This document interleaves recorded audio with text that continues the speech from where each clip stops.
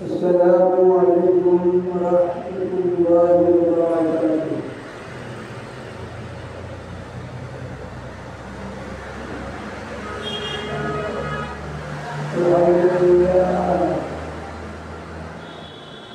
الحمد لله نحمده ونستعينه ونستغفره ونؤمن به ونتوكل عليه ونعوذ بالله من شرور أنفسنا ومن سيئات أعمالنا من يهده الله فلا مضل له ومن يضلله فلا هادي له ونشهد أن لا إله إلا الله ونشهد أن محمدا عبده ورسوله.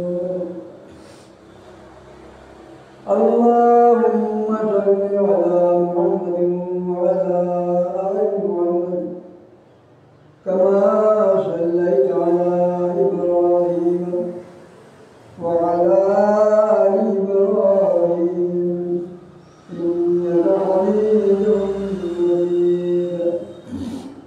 اللهم بارك على محمد وعلى آل محمد كما باركت على إبراهيم وعلى آل إبراهيم إنك حميد مجيد. أما بعد فأعوذ بالله من الشيطان الرجيم. بسم الله الرحمن الرحيم.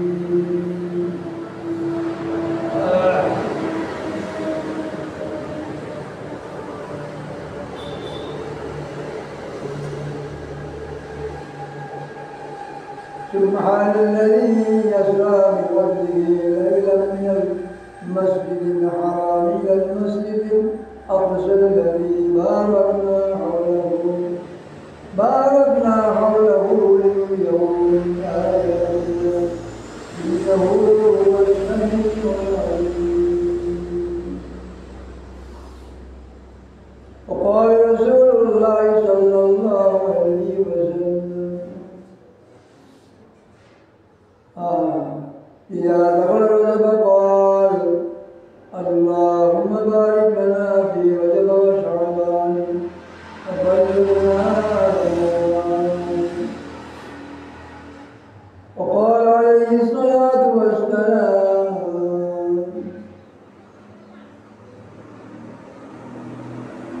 إلى آخره. الحمد لله ثم الحمد لله।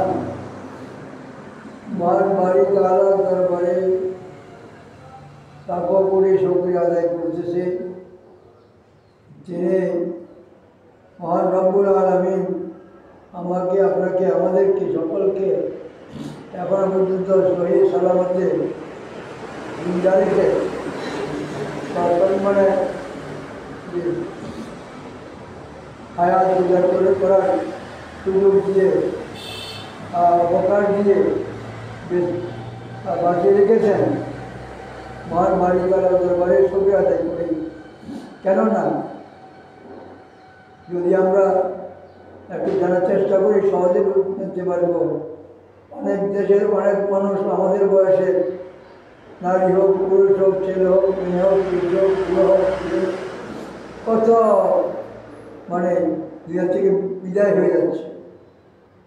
ন্যায়ের কথা বলছি না, ভয়াবহ অবস্থার প্রেক্ষিতে আজকে মানুষের একদিন নয়, দুদিন নয়, এক মাস নয়, 2 মাস নয়, মাসকে মাস, বছরকে বছর এইভাবে হয়ে আসছে। এভাবে মানুষ পার হারাচ্ছে। দুষ্কাম মাসুম বেগুনা বাচ্চারা পর্যন্ত দুনিয়া থেকে চলে যেতে বাধ্য হচ্ছে। কেন? কী কারণ? কারণ অবশ্যই আছে, সে কথা এই অল্প সময়ের মধ্যে বিস্তারিত আর বলা যাবে না। কথা আছে লোকন আগে আমি প্রতিবার করে সূরা যে আয়াতে কারিমা তেলাওয়াত করেছি সে সম্বন্ধে কথা বলি। সংক্ষেপে আল্লাহ পাক সুবহানাহু ওয়া তাআলা কোন সময়ে কোন হালতে আর হাবিব আকাই নামদার তাজদার মদিনা সাইয়্যিদুল মুরসালিন সাবিউল নবীন রাহমাতুল্লাহ আলাইহি তো পুরো পূর্ণ সর্বজনে কে আল্লাহ পাকের দিদারে নিয়ে গেছেন কোন মাসে সেই রজব মাসে যেটা আমি আজ পরিবার ভিতরে তেলাওয়াত করলাম সুবহানাল্লাহি আসসালামু আলাইকুম আলোচ্য আলোচনা হয়েছে মাস তো শেষ হয়ে আসছে আর কদিন মাত্র আসছে নতুন বছরের 2025 সালের ইংরেজি মাসও শেষ হয়ে গেছে আজকে শেষ হয়ে যাচ্ছে 31শে জানুয়ারি আমরা এখন এইভাবে দিন আসে দিন যায় রাত আসে রাত যায় মিনিট আসে মিনিট যায় ঘন্টা আসে ঘন্টা যায় চলে যাচ্ছে আবার হ্যাঁ আমরা দিন দিন কি বুড়ো হচ্ছি না জোয়ান হচ্ছি না ছোটো হচ্ছি কী বলেন যারা জীবিত আছি দিন দিন আমরা যে বছর হোক না কারণ আমাদের হায়াত বাড়তেছে এটা কার দান আল্লাহর দান সুস্থ সবল শরীরে নিয়ে শান্তির সাথে আমরা হায়াত কাটাচ্ছি এটা আল্লাহকে বড় অবদান দান বলা যাবে অবদান আসল এখন সামনে যে একটা আসতেছে মাসটা আসতেছে ওখানে বলা হয়েছে ইজা দখল যাওয়া কর ইজা দখল যাওয়া কর আল্লাহুম্মা বারিক লানা আর যখন কি চাঁদ কি যেমন অখরা গিয়ে ধর রজব আসলো রজবে যখন দাখিল হলো ইজা দখল যাওয়া কর যখন রজব আসলো ইজা দখল যাওয়া কর আমরা কী দোয়া পড়েছি হাবিব সাল্লাল্লাহু আমাদেরকে কী শিক্ষা দিয়ে গেছেন ইজা দখল যাওয়া কর আল্লাহুম্মা বারিক লানা ফি রজব ওয়া শাবান আয় আল্লাহ এই রজবে আমাদের জন্য এবং তারপরে যে শাবান আসতেছে আমাদের বরকত দান করেন বরকত দিচ্ছে 1 নম্বর আমি যে বরকত বলবো হায়াতের বরকত হায়াতের বড় শান্তিপূর্ণ শান্তিময় জীবনযাপন করতে পারি সেই তবে না সঙ্গে করতেছে তাহলে এটা কোনো খেলাফেলার কথা না আমি অসুস্থ হই জি অশান্ত থাকি তাহলে কি আমি সুখ ভোগ করতে পারবো না ঈশ্বরও থাকবে আয় থাকবে কিন্তু শান্তিময় জীবনযাপনের জন্য আল্লাহর কাছে দোয়া এটা আয় আল্লাহ এই রজবে যে দেখিয়েছেন দেখালেন এই রজব মাসে আর তার পরবর্তী শাবান এবং রমজান যে শাবান মাসও আল্লাহুম্মা বারিক লানা বরকত দান করেন ফি রজব ওয়া শাবান রজব ওয়া শাবানে তারপরে বলা হচ্ছে আল্লাহুম্মা বারিক লানা ফি রজব ওয়া শাবান ওয়াবাল্লিগনা রমাদান আমাদেরকে রমজান পর্যন্ত পৌঁছাবে মহান রমজান কি আছে এখন আমাদের একটা চিন্তা ভাবনা এটা আলোচনা এখানে আগেও হয়েছে নিশ্চয় জানেন জেনে নিতে হবে আমি জানি না আমাকে কেউ বলে নাই বা এই সেই করে এখান থেকে বাঁচার কোনো উপায় নেই জানার কর্তব্য আল্লাহর জমিনে থাকে দিবারাত্রি 24 ঘন্টা জি একদম কি আল্লাহ নিয়ামত ভোগ করে এগুলো জানবো না এটা হতে পারে না আল্লাহর কালামের কথা এটা আল্লাহর যে হাবিব সাল্লাল্লাহু আলাইহি পাক জমানের কথা সুতরাং আমরা এখন রজব শেষ শাবান আসছে কি বলা হয়েছে قال رسول الله صلى الله عليه وسلم إذا كان ليلة النصف من شعبان تقوموا ليلها وصوموا يومها أو كما قال عليه الصلاة والسلام রাসূলুল্লাহ সাল্লাল্লাহু আলাইহি ওয়াসাল্লাম যে কি বলছেন যখন ইয়া কান লাইলাতুল নিসফ মিন শাবান শাবানের মাসে মানে অর্ধেকের রাত্রি আসে অর্থাৎ মনোরতা চৌধুরী বিবাহ রাত্রি কী হয় 15 তারিখ হয়। এই রাত্রি যখন আসে অর্থাৎ মাসের 30 হয়, এটি হতে পারে অর্ধেকের রাত্রি। আল্লাহ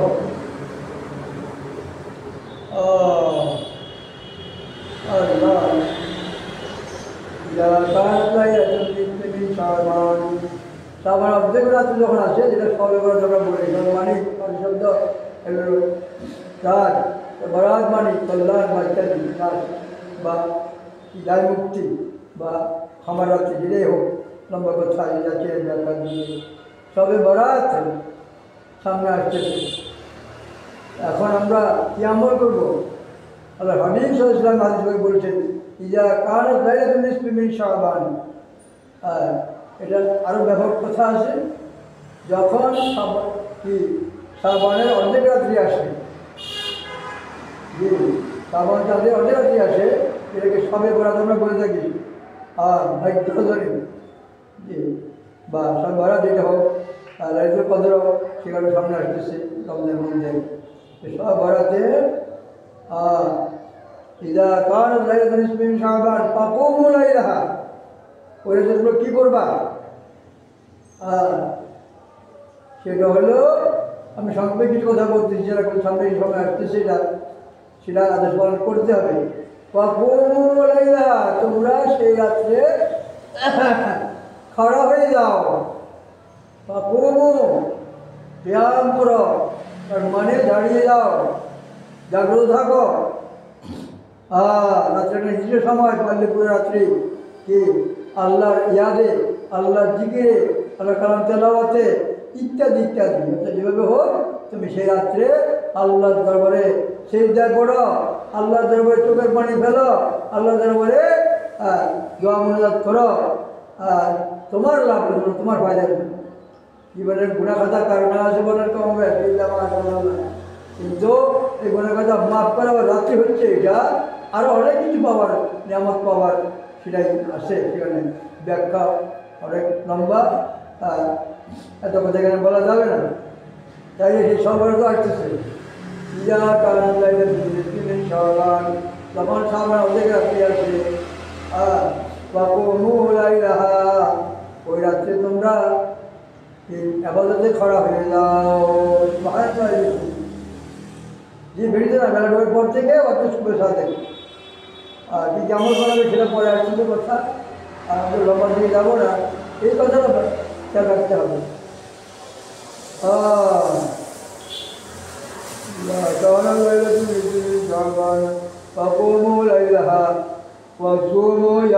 রাত্রে আবাদতে করতে ভাও, আর দিনের বেলা একটা রোজা রাখো। তখন এই রাত্রে কী করো? অর্থাৎ 14 তারিখ সব রাতের চাঁদের 14 তারিখ দিবাগত রাত্রি, যেটা হবে 15 তারিখ রাত্রি, এই রাত্রে তোমরা আল্লাহর নাম বন্ধ দিতে, যেটা আগে বললাম কি রাত কাটাও, রাত যাপন করো। আর কী করো? তারপরে দিনটা যে আসতেছে, তাদের পরে দিন আসে, ওটাই প্রকৃত দিন। ওই দিনে কী করো তোমরা? অথবা তোমরা কী করো? সেদিন রোজা রাখা, তাহলে রাত্রে আবার বন্দি করা, আর যত সম্ভব নফল নামাজ পড়া ইত্যাদি ইত্যাদি অনেক কথা আছে। জিজ্ঞাসকার করাতে নামাজ তারা করা, যে টার্গেট পড়া ইত্যাদি। রাতটা এবার আমাদের করাইতে হবে, আর দিনের বেলায় রোজা রাখতে হবে। এটা মাস এসে গেছে, মনে করেন দেরি নাই। সুতরাং এটার জন্য প্রত্যেকে মাইকের আওয়াজ, এই আমার আওয়াজটা যতটুকু দূরে যাচ্ছে, আল্লাহ চিল্লা না, এটাকে মামুলি মনে করবেন না। নোট রাখেন, খেয়াল রাখেন, ওই রাত্রে যেন কি অবহেলায় সময় না কাটে। আর অবহেলায় আরে কী আছে, না করলে কী হবে, এরকম যদি কেউ বলে থাকে তার ইমানের খতরা আছে না। ওই যে যখন রজবের চাঁদ আসলো, আল্লাহ সেখানে কী বলা হয়েছে? পরিষ্কার বলা হয়েছে না? আল্লাহ আল্লাহ পরিষ্কার বলা হয়েছে। রজবের পরে সাবান আসতেছে, বললে না রমজান, আল্লাহ রমজান আমাদের পৌঁছায়। এখন সবে বরাতে কি আছে, সবে কদরে কি আছে, তারপরে জি মেয়েরাজের রাতে কি গেল, সুবহানাল্লাযী আসরা বিআবদিহি লাইলান মিনাল মাসজিদিল হারাম ইলাল মাসজিদিল আকসাল্লাযী বারাকনা হাওলাহু ইলা আখির আয়াত। এখানে বলা হয়েছে কেন, কি বলা হয়েছে এখানে? আল্লাহ পাক তার দোস্ত হাবিবকে মুহাম্মদ রাসূলুল্লাহ সাল্লাল্লাহু আলাইহি ওয়াসাল্লামকে যে আল্লাহ পাকের আরশ আজিম পর্যন্ত নিয়েছেন। কেন নিয়েছেন এটা জানার বিষয়। ইমানদার মানুষ প্রত্যেকে কথাটা ভালো করে জানতে হবে যে কেন নিয়েছেন, কী ফায়দা হাসিল হয়েছে, কী আমাদের ফায়দা হয়েছে, কী শিক্ষা এখানে আমরা লাভ করেছি, কী আমল করতে হবে ইত্যাদি থেকে সব আছে। আল্লাহ সবাইকে বুঝবার এবং আমল করবার তৌফিক দান করেন। জি আমাদের খতিব সাহেব এসে গেছেন ইনশাআল্লাহ। এখন আমি আশা করবো সময় বেশি নেই, 12টা হয়তো কোনো একটা তো বেরিয়ে যাচ্ছে, অনেক কিছু কথা রাখবেন ইনশাআল্লাহ, মূল্যবান কিছু কথা শুনবো। কথা এটাই বলছিলাম, অবহেলা করা যাবে না। অবহেলা করে যদি কিছু আবার বন্দি না করে যদি এমনি সময় কাটাই ফেলি, এক তো হয়ে কেটে যাবে, কিন্তু আল্লাহ পাকের ওখানে খাস রহমতের দরজায় পৌঁছা সম্ভব হবে না। আল্লাহ চর্চা করে কিছু, কারণ সময় দেওয়া হয়, সোজা কথা না। রজব, শাবান, রমজান 3টা মাস, তারপর রাখে 3টা মাস লাগাতার এবার বলতে কাটাইতে হবে, লম্বা কথা। আমি কথা শেষ করলাম ইনশাআল্লাহ। আমাদের মুফতি সাহেব এসে গেছেন, খতিব সাহেব এসে গেছেন, অনেক কিছু কথা বলুন ইনশাআল্লাহ। আমার কথা যদি বরকত আছে, আল্লাহ আমাদের সবাইকে বুঝবার তৌফিক দান করেন। আমিও কয়েকদিন একটু সফরে আসি, মাহফিলে আসি এই এলাকার ভিতরে, ভুট্টোর মধ্যে ইয়ে মধ্যে। তো দোয়া চাইছি আপনাদের কাছে, সকলকে আল্লাহ তৌফিক দান করুন। না সামনে যেন এই সমস্ত আমলগুলি করে শান্তিময় জীবন যাপন করতে পারি আল্লাহ পাকের কামনার সাথে। আমার তৌফিক বিল্লাহ আলাইহি তাওয়াক্কালতু ওয়া ইলাইহি উনীব। আসসালামু আলাইকুম ওয়া রাহমাতুল্লাহি ওয়া বারাকাতুহু।